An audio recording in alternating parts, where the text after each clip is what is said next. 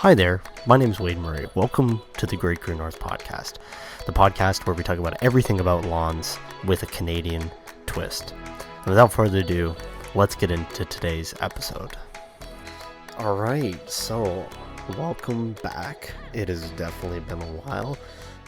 It's not snowing outside, so that's the one big major update since the last time we were here. But welcome to the Great Green North Podcast. My name is Wade Murray. Today we're going to be going over heat and drought stress in the lawn, because if you are anywhere across the Great Lakes area or anywhere across the Midwest or anywhere around Michigan or New York, I know that we have seen a grave amount of heat and drought stress in the last 3 weeks. So I figured, and I've gotten a ridiculous amount of questions through the channel currently, so I figured might as well do a podcast here, maybe a more long form thing that people looking for more specific answers to their questions could get it through this recording. So without further ado, welcome to the Great Green North Podcast. If you haven't been here before, my name is Wade Murray. I'm a lawn care enthusiast, and I've also worked in the industry in the past, and I have a YouTube channel as well. So if you're looking for more specific focused videos, you can go check out my YouTube channel. I got lots of videos on there talking about lawn stuff and everything. But without further ado, welcome to the Great Green North Podcast. What we're going to be going over today is we have 3 segments. First of all, I'm going to be giving you an update on what is going on in my lawn. Next, we're going to be answering your questions in the second segment. And then finally, we are going to be going over the successes and failures. So I am not perfect. Nobody is perfect. And I like to make sure that everybody knows that. So I want to go over some successes and failures that I've had in the lawn, so then hopefully you guys don't have similar experience. And this success and failure I'm talking about happened just a couple weeks ago, so it's something to keep in mind. So without further ado, hope you guys stick around and enjoy the podcast. Let's get into the first segment. Let's tell you guys what's going on in my lawn. Alright, so what a couple weeks it has been. So number one, we have been sitting. Our average temperature for most of the days in the last couple weeks has been within the mid to high 30s. Some days we're in the low 40s. This is Celsius. That would be about 105 for my American friends in Fahrenheit.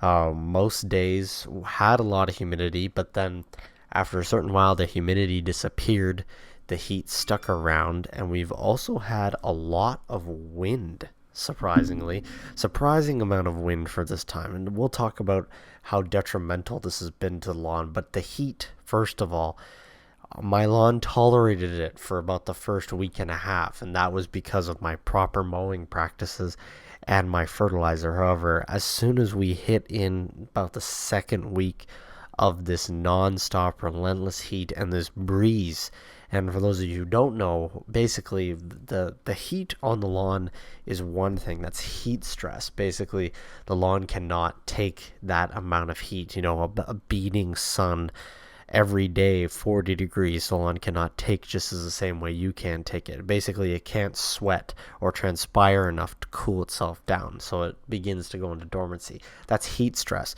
Drought stress is basically there's not enough water in the soil. They can both be tackled in the same way, and they can both be tackled by watering. Now, number one, the watering helps cool the lawn off. So that's why you'll see golf courses run the sprinklers around 3 o'clock for about 10 minutes on each green, basically to help cool that green off, give that grass a little bit of a break from the blaring sun that's been going on all week. However, you also see them water during the night, and this watering overnight is helping keeping the grass living, preventing the drought stress. So first of all, I was seeing heat stress, which was these graying areas appearing in the lawn, graying out, and this heat stress was related to what was going, we were sitting in this dense period of heat. My backyard is full sun, and the pockets of heat stress I was noticing right off the bat were in areas that were getting full sun every day, but it was still quite humid. We still had plenty of moisture in the ground. And then as soon as we hit week 3, the wind started coming. It cooled down a little bit because the humidity left, so we didn't have any humidity. We had wind, and we literally had almost 30-degree temperatures, wind, and no humidity, which is the worst scenario for losing moisture out of the soil. At one point, we were using about 8 to 10 millimeters, which is about a quarter inch of moisture out of the ground a day, which is an obscene amount of water out of the ground, considering that your lawn needs about an inch to an inch and a half of water a week to keep growing. If you're losing a quarter every day, that means that every 5 to 6 days you are using the normal amount of water you'd be putting down on your lawn. So if you're putting down an inch and a half of water every week, you're basically breaking even by the amount of water you're putting in. This is what was happening on my lawn. The sprinklers in my backyard were starting at 1 a.m. They were running till about 9 a.m. and they were still not keeping up with the heat and the wind that we were receiving. So I started to see drought stress show up. I started to see large spots of the lawn checking out, and then I had to basically go into overdrive mode. So what I was doing was I was getting the hose out and I was watering these localized dry spots once or twice a week, basically getting the hose out, putting the hose end sprayer, and spending about an hour and a half trying to water out these localized dry spots because there was quite literally nothing else I could do. The sprinkler was not covering it. I had to cover spots that basically the sprinkler only got slightly, or the in-ground system normally would be perfectly fine, but because it was so hot, you were starting to see those areas that maybe the coverage isn't as perfect as it should be for your in-ground system, and those areas really become apparent. And I began to see those areas straight down the middle of my backyard where the coverage, the two zones overlap. That was where I started to see major heat stress. I had to put above ground manual sprinklers up and down that area to keep it living and alive and healthy. So that was a major issue when the heat was coming. So lots of heat stress, lots of drought stress, lots of stress on me trying to keep everything looking presentable. But at a certain point when the heat came, I gave up on basically keeping everything presentable. I tried to keep the front yard as presentable as possible. I wanted the color to stay the same. However, the rest of the lawn, it is impossible to keep that color in any sort of presentable condition. So what I was basically focusing on was keeping the grass living and alive so that when we did eventually get rain, hopefully the color would come back. And that's what did end up happening. So earlier this week, we got a great rain. So what I did was I began to irrigate. I irrigated the night before the rain, basically to prime the soil, to loosen up that dry soil, to allow the rain to soak in, because they were saying it was supposed to be a thunderstorm, which means that we would have had a lot of runoff.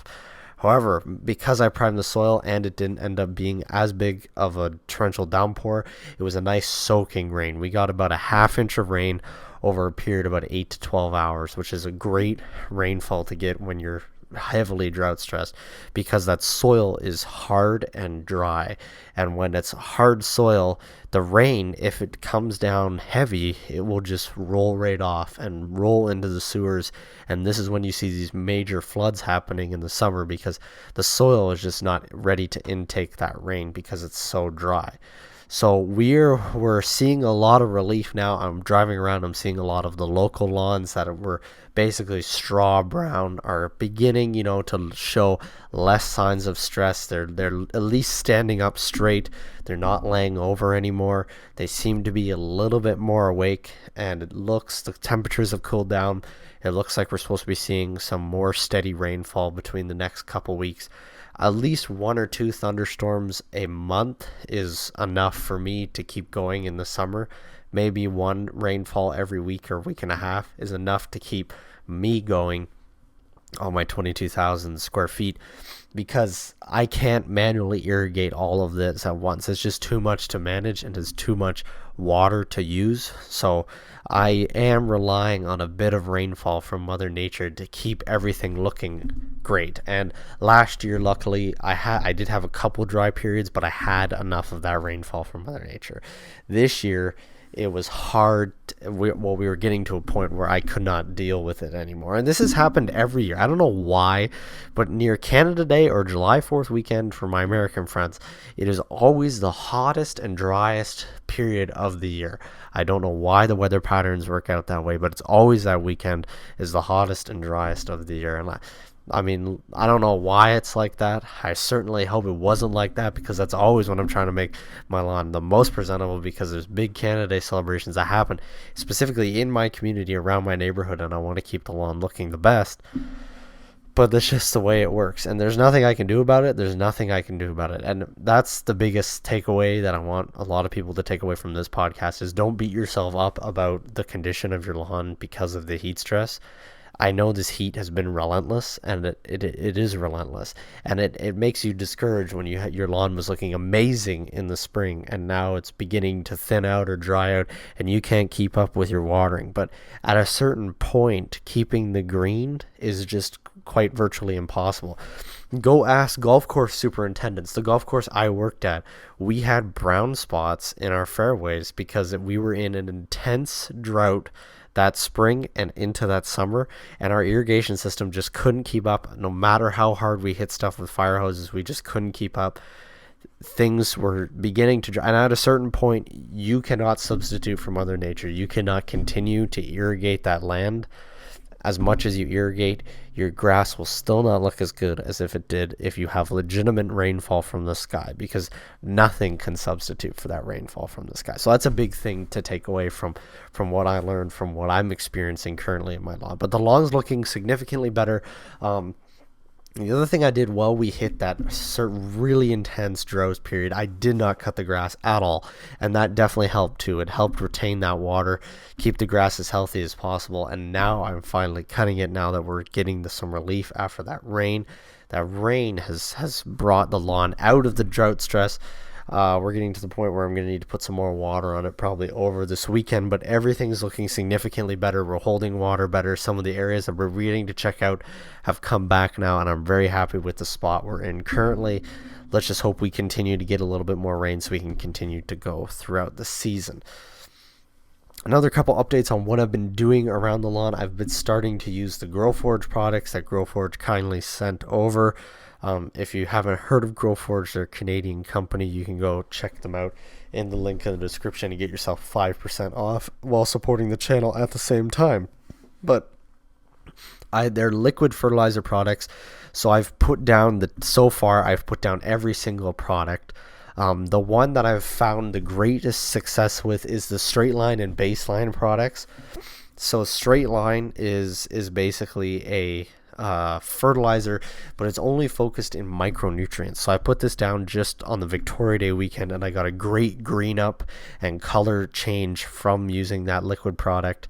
And then the TNT starter took my side yard from the patchy mess it was in the spring to as thick and lush as it currently is, which I'm going to be doing a video on very soon, because I was amazed at how awesome that helped my side yard, and I'm doing a couple spots in my backyard that have always been thin to see if I can get them to thicken up while using this TNT starter as well.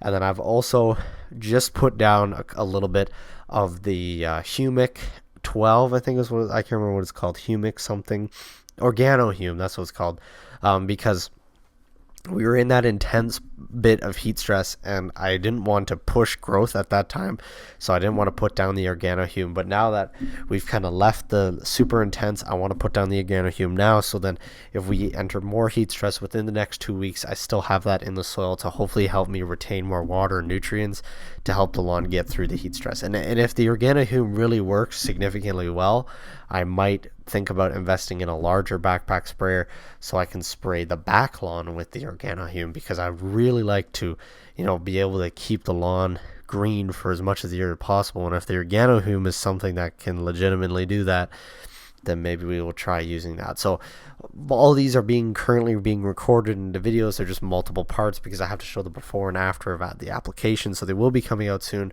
but seeing great success with the GrowForge products currently. Super happy. We'll definitely be ordering more when it comes to next year. So without further ado, I think that's pretty much everything that's going on in my lawn. Now let's get into some of the questions that I've gotten from some of you out there about your lawn, the heat stress, and everything like that.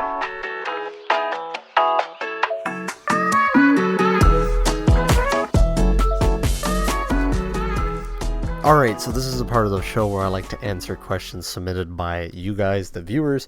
So if you would like to send a question to the show, you can send it in to my email, gurkunorthlawncare@gmail.com. You can also submit the questions in a comment on any YouTube video. I'm doing a Q&A on YouTube coming up soon, so if you'd like to submit questions, go submit questions in the comment section of that video or any of my community posts, and they will be answered here on the podcast or as well in that Q&A coming up, as well as this. When we're talking about submitting questions, you can also submit them to the website. There's a section where it says contact me. You can send an email through there. I'll get a kickback to the website, and then I can answer your questions on the podcast. So without further ado, let's answer some YouTube questions. Number one, I get a lot of questions about where specifically in Ontario I'm located in reference to you guys. I am located in basically the GTA, or just slightly north of the GTA in Toronto. And so that's where I'm located, near Toronto in the GTA, slightly north. So I am not as warm as some of the GTA locations, but I am quite close to Toronto. Number one, first I got a question 2 weeks ago, based on the stop watering your lawn, or stop your lawn from dying this summer, simple watering tips video. And somebody said, yes, no matter how much I water, I feel that I struggle to keep my lawn green. I water a half hour every morning, which gives me a half inch, but we're having 100-degree windy days here in Michigan now. Again, I commented in response to this video, and this is really the message that I wanted to convey through this podcast, is that the way that I look at it, and the way that I learned from some of the turf professionals that I worked under, was that there is a bell curve in the summer, and this bell curve is that you slowly become more dry and more stressed as the summer approaches, until you basically reach almost a breaking point where the lawn is either completely checked out or almost checked out. And then you will receive the rainfall, and that will be the turning point where the stressful point in the summer is now over.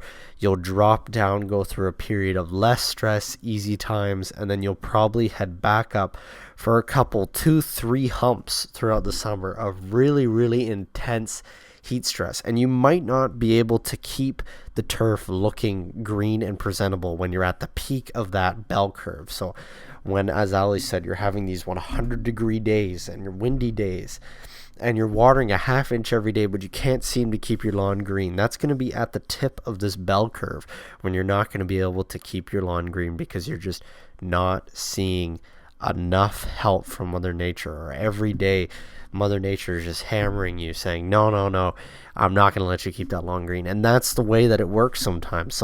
It's just impossible to keep the lawn green. So when you're at the tip of that bell curve, the best thing you can do is to keep following your practices as, either a homeowner or a turf professional. Keep following those best practices. Keep your mowing high.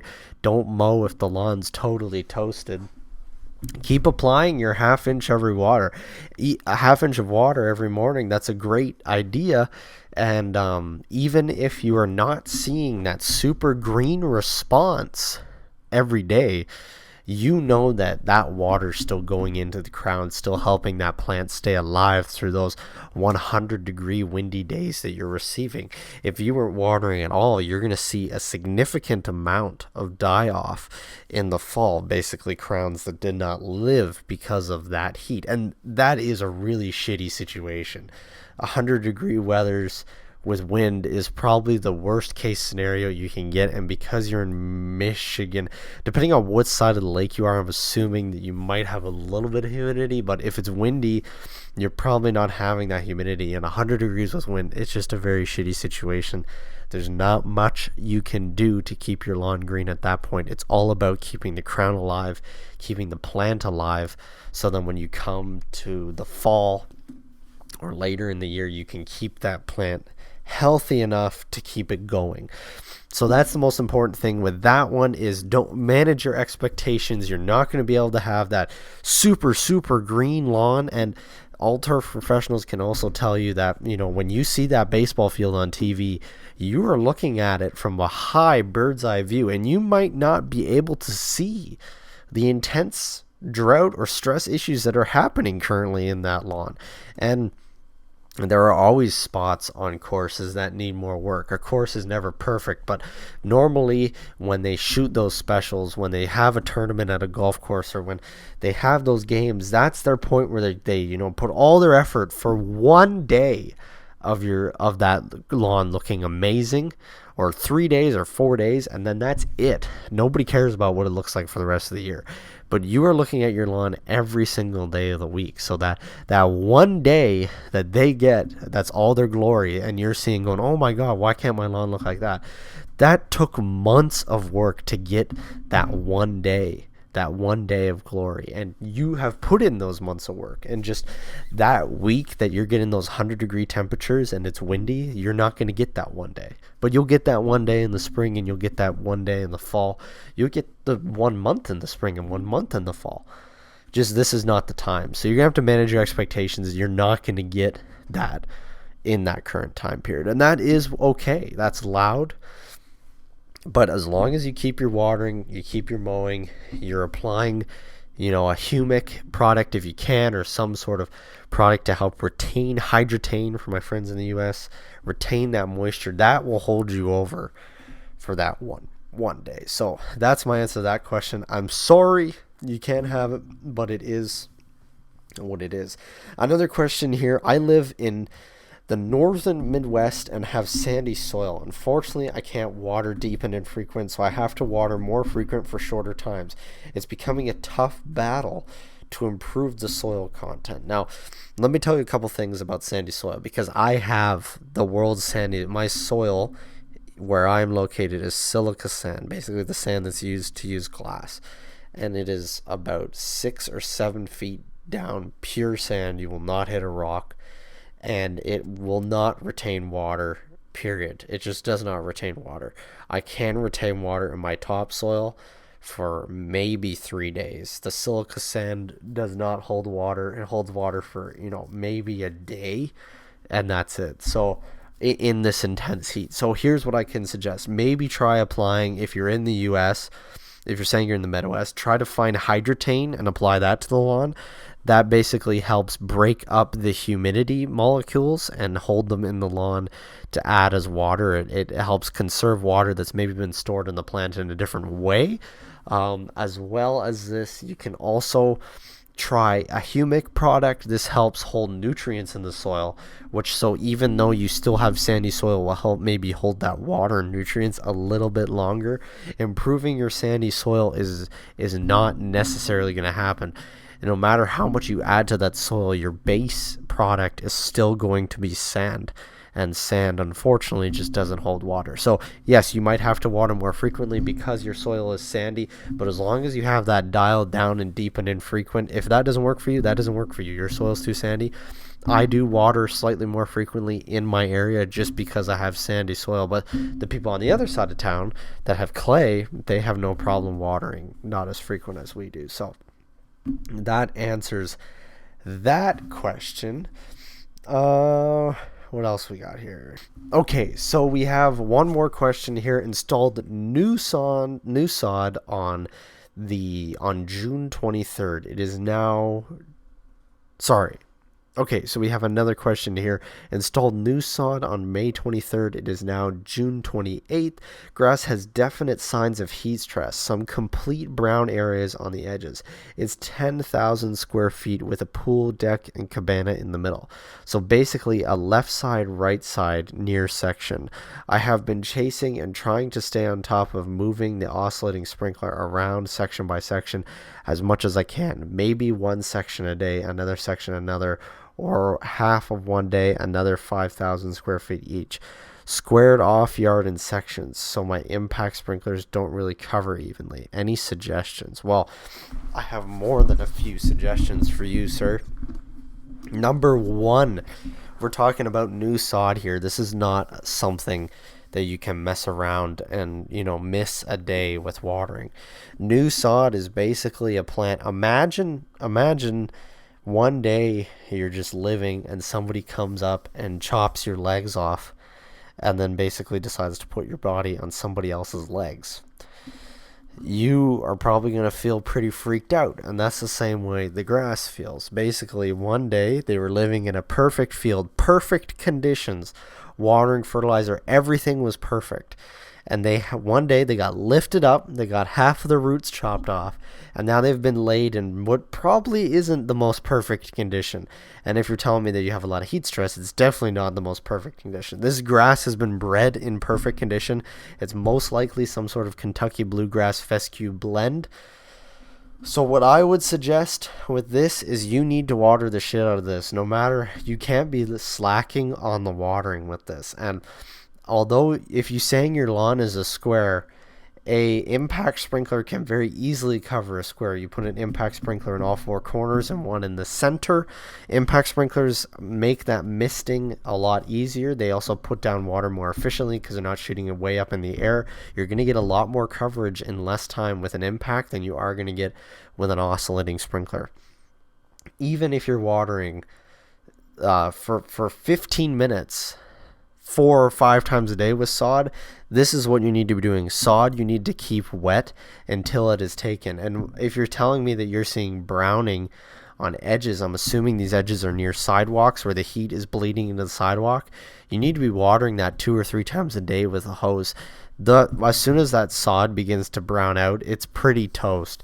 You can soak it with water and hopefully bring it back sometimes, but it's very rare and very difficult to bring back sod once it's gone dormant. So what I can say to this is, unfortunately, this is one of those scenarios where, number one, what I can say is don't plant sod on May 23rd. I understand that you probably had some landscaping done and that's why you did it, but May 23rd, May, June, July are not times to be planting sod. It's just very labor intensive to keep it alive.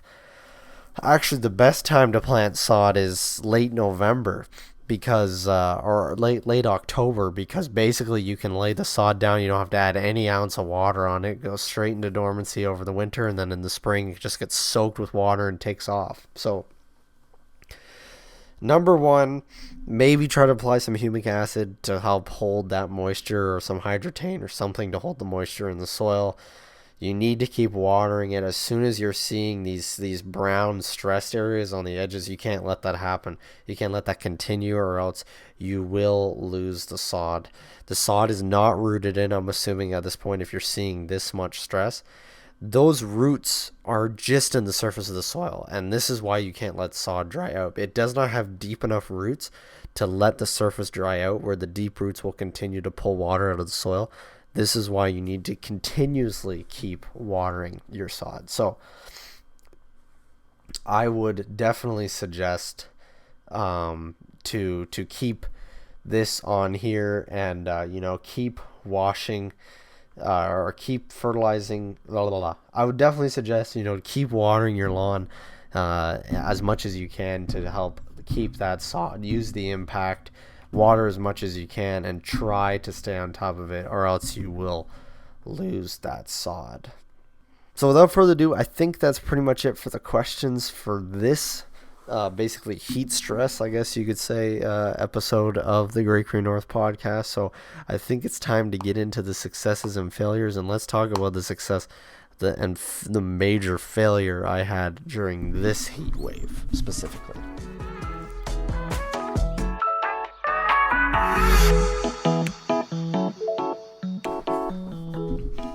Alright, so as I said before, this heat wave kind of came out of nowhere, and it came in a very busy time. Normally the end of June is always very busy for me, I was more preoccupied with things that were going on at work and things that were going on with friends than I was preoccupied with what was happening in the lawn, and I should have been watering sooner was my failure. But I kind of said, oh, well, it's just a couple days of heat. It will rain and the lawn will take it out of it. And this caused basically a pattern of pre-stress before we hit the major heat wave. And then we were 3 weeks with no rain in the major heat wave, and things instantly checked out after that, and I quickly started losing stuff.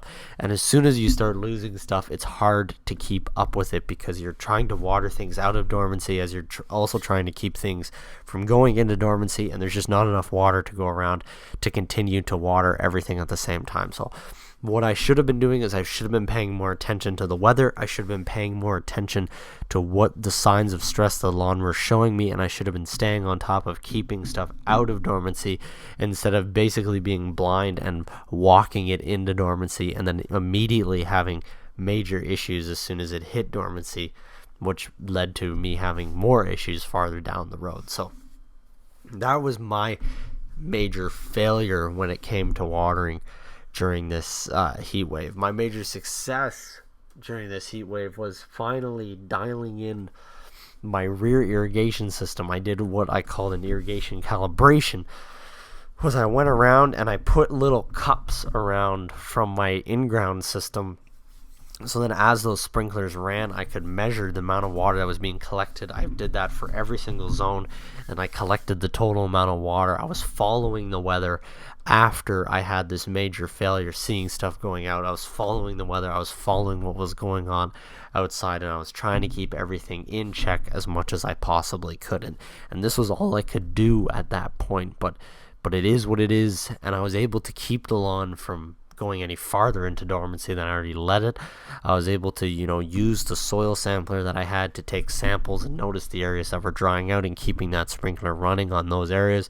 And I was able to have everything ready and nice and primed, so then when we finally did get the rain helped pull everything out of dormancy and keep everything healthy and happy to continue throughout the next season. So that's pretty much it for successes and failures this week. I understand that all of you guys have probably had similar issues, and I wanted just you guys to know that, I'm not perfect. You might see the lawn on camera looks pretty good, looks pretty healthy, but you're going to see a video soon basically revealing all the stress that I'm currently struggling with in the lawn from this heat wave. And you're not alone.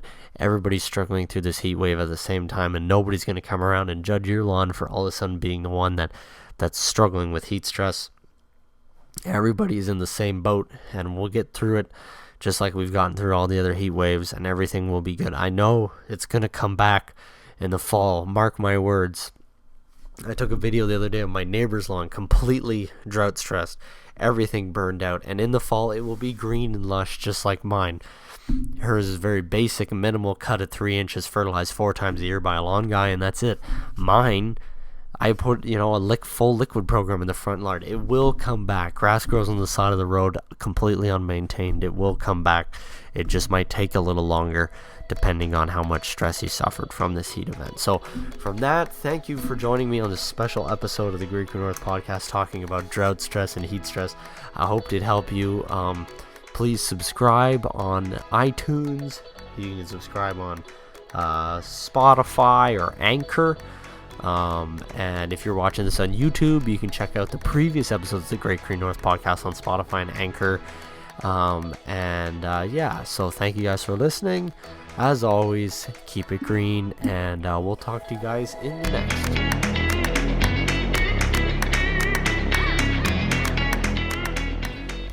The Great Green North podcast is written and hosted by Wade Murray.